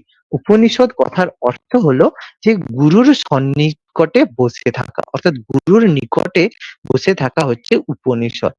কেন এটা বলা হচ্ছে? দেখো কারো যখন উপনয়ন হয়, অর্থাৎ পৈতে হয়, পৈতের সময় দেখবে যে ব্রাহ্মণ হয়ে থাকে, ব্রাহ্মণের সামনেই কিন্তু যার পৈতে হচ্ছে সে বসে থাকে। তো সেক্ষেত্রে যখন পৈতে হয়, যে পৈতেটা দিচ্ছে তাকে সে গুরু বলে মনে করে। তার মানে এইখান থেকেই উপনিষদ মানে উপনয়ন, এই উপনয়ন থেকেই বলা হয় উপনিষদ কথার অর্থ গুরুর সন্নিকটে বসা, বা কারোর সামনে যাকে আমি গুরু মনে করি তার সামনে বসে থাকা হচ্ছে উপনিষদ শব্দের অর্থ। ওকে, এবার উপনিষদের মধ্যে সবথেকে নবীনতম বা সবচেয়ে লেটেস্ট উপনিষদ বা সবচেয়ে নিউ উপনিষদ বলা হয় মুক্তিকা উপনিষদকে। সবচেয়ে নবীনতম উপনিষদ হচ্ছে মুক্তিকা উপনিষদ। এর মধ্যে যদি বলে প্রধান বিষয় উপনিষদে কি কি জিনিস নিয়ে আলোচনা করা হয়, বিভিন্ন আত্মা সম্পর্কে, ব্রহ্ম সম্পর্কে, পুনর্জন্ম, কর্মফলবাদ, এইসব সম্পর্কে উপনিষদে ব্যাখ্যা করা হয়ে থাকে। মানে টোটালি ফিলোসফিক্যাল থটস উল্লেখ থাকে উপনিষদের মধ্যে। ওকে, আচ্ছা, এবার উপনিষদ, এই মুক্তিকা উপনিষদের বিষয়বস্তুর মধ্যে থাকে পরাবিদ্যা আর অপরাবিদ্যা, মানে বিভিন্ন বস্তু জ্ঞান আর অবস্তু জ্ঞান কিছু থাকে। নলেজ অফ সেলফ রিয়েলাইজেশন, মানে তুমি নিজেকে উপলব্ধি করতে পারো যে তোমার মধ্যে কি কি পাওয়ার রয়েছে, সেটা হচ্ছে পরাবিদ্যা। আর একটা অপরাবিদ্যা কি, যে বস্তুগত জ্ঞান, যে আমি যে এই বস্তুটা আমার মধ্যে পজেস করছি আমি, বা আমার যে রয়েছে সেই সংক্রান্ত কিছু জ্ঞান দরকার, সেটা হচ্ছে নলেজ অফ সেলফ রিলায়েন্স।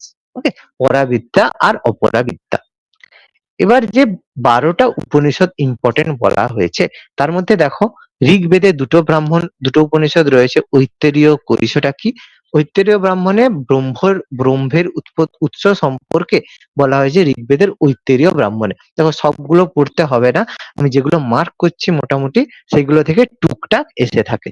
ওকে, সামবেদ হচ্ছে, দেখো সামবেদের দুটো উপনিষদ আমরা উল্লেখযোগ্য পাই, ছান্দোগ্য এবং কেন উপনিষদ। এর মধ্যে ছান্দোগ্য উপনিষদে দুটি প্রাচীনতম উপনিষদের মধ্যে উল্লেখ হচ্ছে ছান্দোগ্য উপনিষদ, এবং 4টি মহাকাব্যের একটির উৎস হচ্ছে ছান্দোগ্য উপনিষদ। জেনারেলি মহাভারতের উৎস এই ছান্দোগ্য উপনিষদকে বলা হয়। Okay? যজুর্বেদে আমরা বললাম যে ইম্পর্টেন্ট পার্ট রয়েছে তৈত্তেরীয় ব্রাহ্মণ, কঠ ব্রাহ্মণ, শ্বেতাশ্বর, ঈশা, বৃহদারণ্যক ব্রাহ্মণের মধ্যে। এগুলো হচ্ছে যজুর্বেদের এর মধ্যে ব্রাহ্মণ। এর মধ্যে ভেরি ভেরি ইম্পর্টেন্ট কি হচ্ছে, কঠ ব্রাহ্মণটা আমাদের মনে রাখতে হবে। কঠ ব্রাহ্মণটা কেন মনে রাখতে হবে, কারণ এই কঠ ব্রাহ্মণের বিষয়বস্তু আমাদের পরীক্ষা আসে, যে ঋষি বজ্রশ্রবণের পুত্র নচিকেতা আর যমের মধ্যে কথোপকথন রয়েছে কঠ ব্রাহ্মণে, যেটাকে আমাদের ম্যাক্স মুলার অনুবাদ করেছিলেন 1789 সালে। সালটা ইম্পর্টেন্ট নয়, পরীক্ষায় এসে থাকে কঠ ব্রাহ্মণ এর অনুবাদ করেছিলেন কোন ঐতিহাসিক। ম্যাক্স মুলার, উইলিয়াম জোন্স, অপশন দেওয়া থাকবে। বলতে হবে ম্যাক্স মুলার কঠ ব্রাহ্মণ অনুবাদ করেছিলেন, যার বিষয়বস্তু ছিল নচিকেতা আর যমের মধ্যে কথোপকথন। ওকে, মানে এটা একটা ডায়লগের মতো জিনিস, যেটা ডায়লগ রাইটিং যেরকম হয়, মানে কোশ্চেন অ্যান্সারের মাধ্যমে আমরা ফিলোসফিক্যাল থট গুলোকে এক্সপ্রেস করে থাকি। ওকে, এছাড়া বৃহদারণ্যক অরণ্যে প্রথম কর্মফলবাদের উল্লেখ পাই। বৃহদারণ্যক যে অরণ্য রয়েছে সেখানে আমরা প্রথম কর্মফলবাদের উল্লেখ পাই। কর্মফলবাদ মানে যে ভালো কাজ করলে স্বর্গবাস হবে, খারাপ কাজ করলে নরকবাস হবে, এইরকম কর্মফলবাদের উল্লেখ পাই আমরা বৃহদারণ্যক উপনিষদে। ওকে, এরপর অথর্ব বেদে যে 3টে অথর্ববেদের পাঠ রয়েছে, তার মধ্যে মুন্ডক উপনিষদ, যেখানে আমরা সত্যমেব জয়তে সম্পর্কে উল্লেখ পাই। আর মান্ডুক্য উপনিষদ সম্পর্কে আমরা যেখানে ওম শব্দ সম্পর্কে জানতে পারি। ওম শব্দের উল্লেখ আমরা পাই মান্ডুক্য উপনিষদে। ওকে, এটা পরীক্ষা এরকমও কোশ্চেন আসে, ওম শব্দের উল্লেখ কোন বেদে রয়েছে? ভাবে আছে, মান্ডুক্য উপনিষদে রয়েছে ওম শব্দ, আর বেদ বললে হবে অথর্ববেদ। দুরকম ভাবে কিন্তু পরীক্ষায় কোশ্চেন আসতে পারে, যে ওম শব্দের উল্লেখ রয়েছে মান্ডুক্য উপনিষদ অথবা অথর্ববেদ, দুটোর মধ্যে যে কোনো একটা কোশ্চেন দিতে পারে।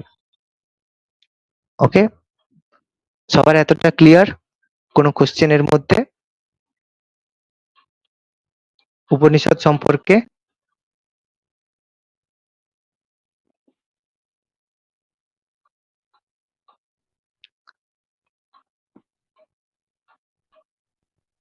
সবার ক্লিয়ার? মৈত্রী, সবার ক্লিয়ার? হ্যাঁ স্যার।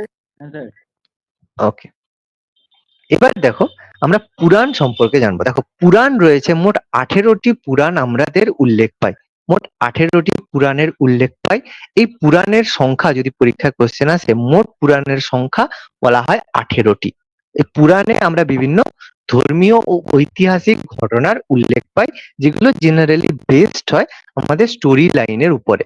কারণ পুরাণের সত্যতা সম্পর্কে কিন্তু কোনো মানে গ্যারান্টি নেই যে এটা সত্য, বিশেষ করে এটা কিছু স্টোরি লাইনের উপর বেস করে। আর আমাদের হিন্দু ধর্মের যে বেস আমরা বলতে থাকি পুরাণ থেকে।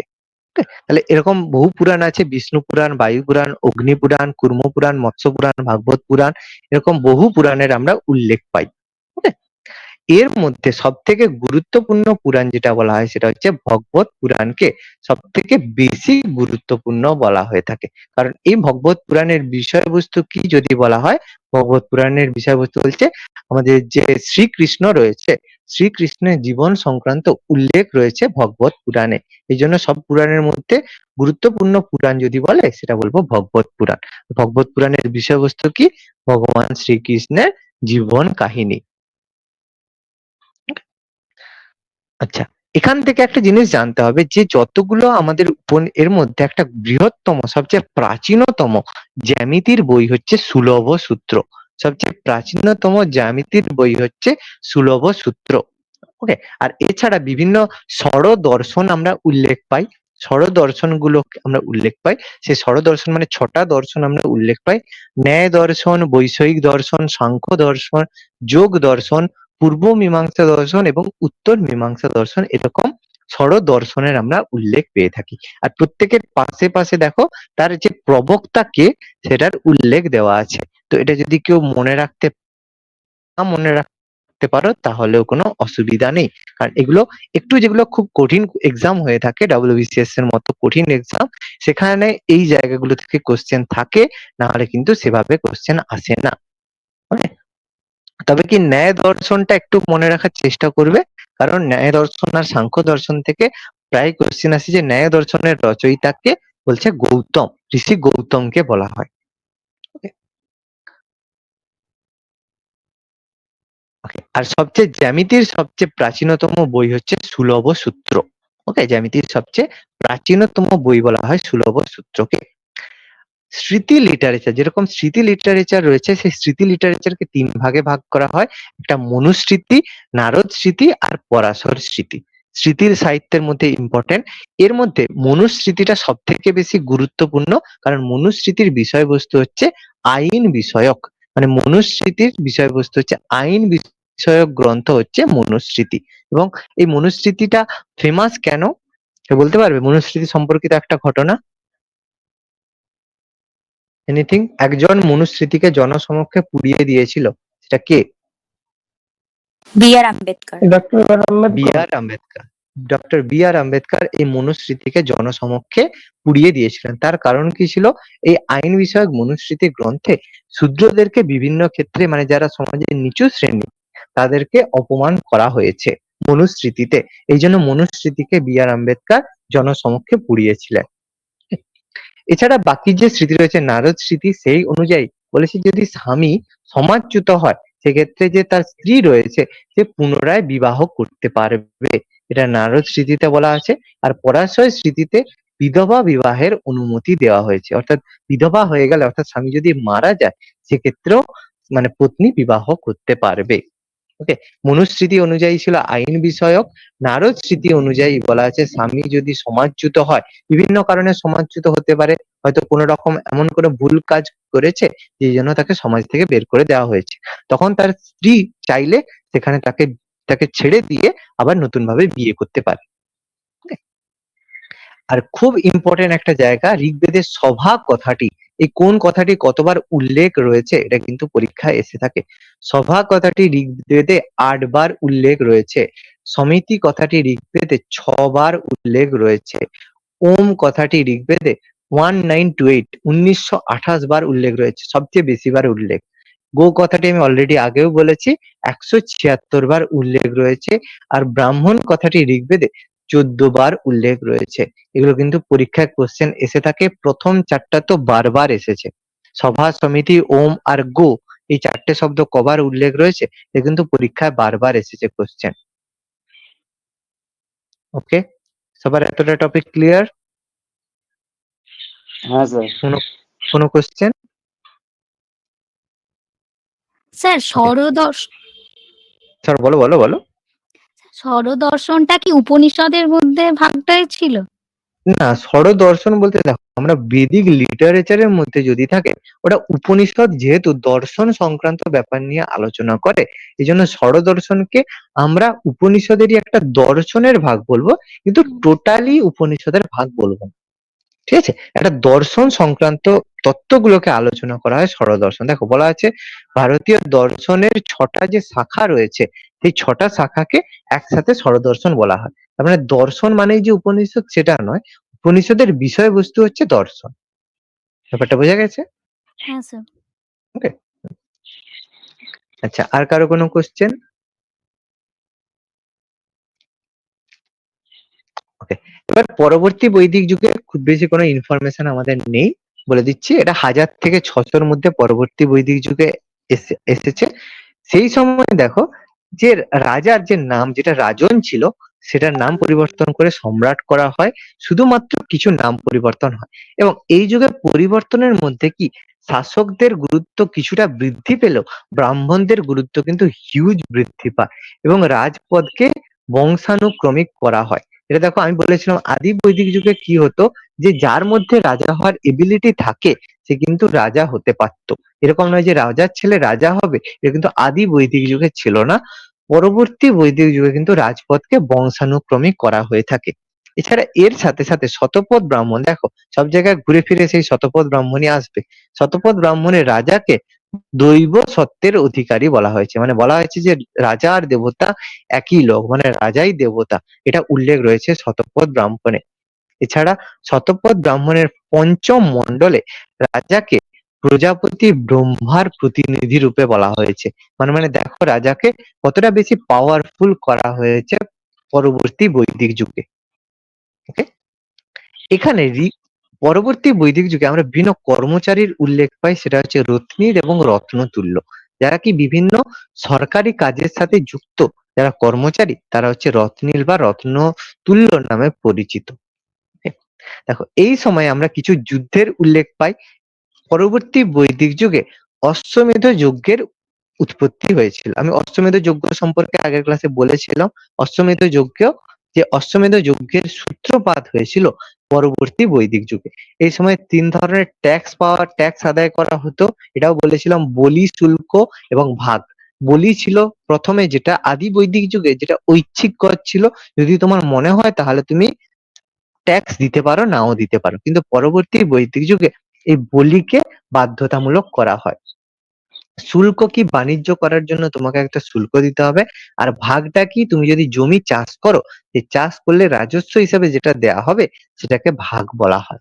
ওকে। 3 ধরনের রাজস্বের উল্লেখ আমরা পরবর্তী বৈদিক যুগে পেয়ে থাকি। সামাজিক জীবনের মধ্যে দেখো পরবর্তী বৈদিক যুগে চতুরাশ্রম প্রথা ছিল অন্যতম বৈশিষ্ট্য, যেখান থেকে আর্যরা যে বাকিদের থেকে পৃথক সেটা বোঝানোর জন্যই এই চতুরাশ্রম প্রথার উদ্ভব হয়। তার মানে কি, এই যে ব্রাহ্মণ, ক্ষত্রিয়, বৈশ্য, শূদ্রের মাধ্যমে বলা হয় যারা উচ্চ জাতি হবে তাদেরই কেবল চতুরাশ্রম প্রথা পালন করবে। তার মানে এখান থেকেই বলা হয় পরবর্তী বৈদিক যুগে শূদ্র জাতিকে অস্পৃশ্য হিসেবে বলা হয়ে থাকে। ওকে। তার মানে যদি বলা হয় যে চতুরাশ্র প্রথা উদ্ভব কোন যুগে হয়েছিল, বলতে হবে পরবর্তী বৈদিক যুগে। কিন্তু পুরুষ সূক্তের উল্লেখ সেটা আদি বৈদিক যুগে। দুটোর পার্থক্য বোঝো, চতুরাশ্রম আর পুরুষ সূক্ত কিন্তু কখনো এক নয়। চতুরাশ্রম বললে পরবর্তী বৈদিক যুগ, আর পুরুষ সূক্ত বললে আদি বৈদিক যুগ। ডান? সবার বোঝা গেছে? ওকে। দেখো এই সময়ে বিষয়বস্তুর মধ্যে কি নারীদের সামাজিক মর্যাদা থেকে নারীদেরকে বঞ্চিত করা হয়। বললাম যে সমাজে নারীদের স্থান যথেষ্ট নিচে নেমে যায়। গার্গী, মৈত্রেয়ীর মতো কিছু বেদজ্ঞ নারীর উল্লেখ করলেও উচ্চ বর্ণের নারীদের কিন্তু বেদ পাঠের অধিকার হারায়। আদি বৈদিক যুগে আমি দেখলাম মহিলারা বেদ পাঠ, যুদ্ধ চর্চা, সভা সমিতিতে সবেতেই যোগদান করতে পারতো, কিন্তু পরবর্তী বৈদিক যুগে তাদেরকে এই অধিকারটা আর দেওয়া হয় না। বিবাহের প্রশ্নেও নারীদের ক্ষমতা খর্ব করা হয়। আদি বৈদিক যুগে আমরা দেখলাম যে বিবাহ তারা নিজের পছন্দ মতো বিবাহ করতে পারত। এখানে দেখো ধান ও জব ছাড়াও ধান ও গম ও ধান চাষের গুরুত্ব বৃদ্ধি পায়। এই সময় মানুষ দেখো প্রথম লোহার ব্যবহার শেখে। খুব গুরুত্বপূর্ণ একটা কোশ্চেন, যে লোহার ব্যবহার মানুষ প্রথম শেখে কোন যুগে? আমরা দেখেছি যে বৈদিক যুগকে লৌহ যুগ বলা হয়ে থাকে, কারণ লোহার আবিষ্কার হয়েছিল। স্পেসিফিক্যালি যদি আরো কোশ্চেন আসে, কোন যুগে মানুষ প্রথম লোহার ব্যবহার শেখে, আদি বৈদিক যুগ না পরবর্তী বৈদিক যুগ? বলতে হবে পরবর্তী বৈদিক যুগে মানুষ কিন্তু লোহার ব্যবহার শিখেছিল। তার মানে আমরা যদি শুধু মনে করে থাকি বৈদিক যুগে লোহার ব্যবহার, তাহলে অ্যান্সার করতে গিয়ে কিন্তু আমরা আবার একটু হোঁচট খাবো। ওকে, পরবর্তী বৈদিক যুগে লোহার ব্যবহার। লোহাকে বৈদিক যুগে বলা হতো অয়স। অয়স কথার অর্থ হচ্ছে লোহা। বিনিময় প্রথার মাধ্যমে বাণিজ্য হতো, আদি বৈদিক যুগেও হতো, পরবর্তী বৈদিক যুগেও বার্টার সিস্টেমের মাধ্যমে। এই সময় দেখো বণিক শ্রেণীর উদ্ভব হয়। দেখো, আদি বৈদিক যুগেও বণিক শ্রেণীর উদ্ভব হয়েছিল, কিন্তু সেইভাবে ছিল না। কিন্তু পরবর্তী বৈদিক যুগে বণিক শ্রেণীর উদ্ভব কিন্তু সবচেয়ে বেশি ভাগ হয়, এবং এই বণিক শ্রেণীকে বলা হতো পণি। এখানে লেখা আছে হয়তো আহ হুম, বণিক শ্রেণী যে পণি বলা হতো, সেটা কিন্তু বণিক সভ্যতা কিন্তু পরবর্তীকালে বংশানুক্রমিক হয়ে যায়। অর্থাৎ বণিকের ছেলে বণিক হবে, এবং বণিজ শব্দটিও কিন্তু সেখান থেকে এসে থাকে। বৈদিক যুগের কারেন্সির মধ্যে আমরা দু রকমের পাই, শতমান এবং ক্রিসল। এই যুগের মুদ্রার মধ্যে বলি, শতমান ছিল এই যুগের স্বর্ণ মুদ্রা বা গোল্ড কয়েন, ক্রিসল ছিল এই যুগের রূপা মুদ্রা বা রূপ কয়েন। মানে, এবং এই সময় দেখো বিভিন্ন মহাজন পদের উল্লেখ আমরা হয়েছিল, উৎপত্তি হয়েছিল কৌশাম্বী, বারাণসী, হস্তিনাপুর, রাজগীর, এবং বিভিন্ন শিক্ষা প্রতিষ্ঠানের উদ্ভব হয়। এবং এই যুগেই প্রথম রামায়ণ এবং মহাভারত লেখা শুরু হয়, যেটা শেষ হয় কোন যুগে? রামায়ণ মহাভারত লেখা সম্পূর্ণ হয় কোন যুগে? মানে গুপ্ত যুগে। গুপ্ত যুগে। Very good. এই এইখানে পরবর্তী বৈদিক যুগে শুরু হয়, এবং গুপ্ত যুগে এসে রামায়ণ মহাভারত লেখা কমপ্লিট হয়। Okay? এবং এখান থেকে সংহিতাতে সংহিতাতে মোট 18 রকমের কারিগরের উল্লেখ পাওয়া যায়। মানে বলা হয় যে সমাজে সেই সময় মোট 18 ধরনের মানে ছিল, 18 ধরনের লোক, 18 ধরনের কাজ ছিল, 18 ধরনের পেশার সাথে যুক্ত লোকের উল্লেখ পাওয়া যায় বাজসনীয় সংহিতা থেকে। ওকে, মোট 18 ধরনের প্রফেশনের আমরা উল্লেখ পেয়ে থাকি। আচ্ছা, ধর্মীয় ধর্মীয় জীবনের মধ্যে আমরা যদি বলি যে আদি বৈদিক যুগে আমরা দেবরাজ ইন্দ্রের প্রাধান্য দেখতে পেয়েছিলাম, যেটা আদি বৈদিক যুগের প্রধান দেবতার মধ্যে ইন্দ্র, অগ্নির আমরা উল্লেখ পাই। কিন্তু পরবর্তী বৈদিক যুগে আমরা প্রধান দেবতা হিসেবে পাই বিষ্ণু, রুদ্র, এবং এদের আমরা মানে এর পরিবর্তে বিষ্ণু দেবতা মর্যাদা বৃদ্ধি পায়। মানে যেটা আদি বৈদিক যুগে আমরা পেয়েছিলাম, দেখো ইন্দ্র, অগ্নি, বরুণ এইসব দেবতার ছিল, পরবর্তী বৈদিক যুগে বিষ্ণু এবং রুদ্র দেবতার আবির্ভাব হয়, প্রতিপত্তি বৃদ্ধি পায়, এবং সব থেকে বেশি বৃদ্ধি পায় সেটা হচ্ছে প্রজাপতি ব্রহ্মা। অর্থাৎ ব্রহ্মার গুরুত্ব কিন্তু সব থেকে বেশি বৃদ্ধি পায় প্রজাপতি ব্রহ্মা। এই ব্রহ্মা ছিল যাগযজ্ঞের প্রতীক। দেবতা প্রজাপতি ছিলেন সেই সময় যাগযজ্ঞের প্রতীক, এবং প্রজাপতি ব্রহ্মাকে সেই সময় আমাদের যে ইউনিভার্সের সৃষ্টিকর্তা এবং রক্ষক বলা হতো। এবং ভেরি ভেরি ইম্পর্টেন্ট একটা কোশ্চেন প্রায় পরে এমসিকিউতেও পাবে, সেটা হচ্ছে কি সেই সময় শূদ্রদের দেবতা বলা হতো, কুষাণকে বলা হতো শূদ্রদের দেবতা। কারণ কুষাণকে শূদ্রদের দেবতা কেন বলা হতো? কারণ গরুর যে পাওয়ারটা, গরুর যে পপুলারিটিটা বা কারেন্সি হিসাবে তার যে গুরুত্বটা ছিল, সেক্ষেত্রে গরুর রক্ষা করার একটা প্রয়োজন রয়েছে। সেই জন্য গরুর রক্ষাকারী হিসেবে কুষাণ দেবতার নাম আমরা উল্লেখ পাই। কুষাণ হয়ে গেছে, কুষাণ হবে। কুষাণ দেবতার নাম আমরা উল্লেখ পাই। কুষাণকে আমরা শূদ্রদের দেবতা বলে থাকি। ওকে, কুষাণকে আমরা শূদ্রদের দেবতা বলে থাকি।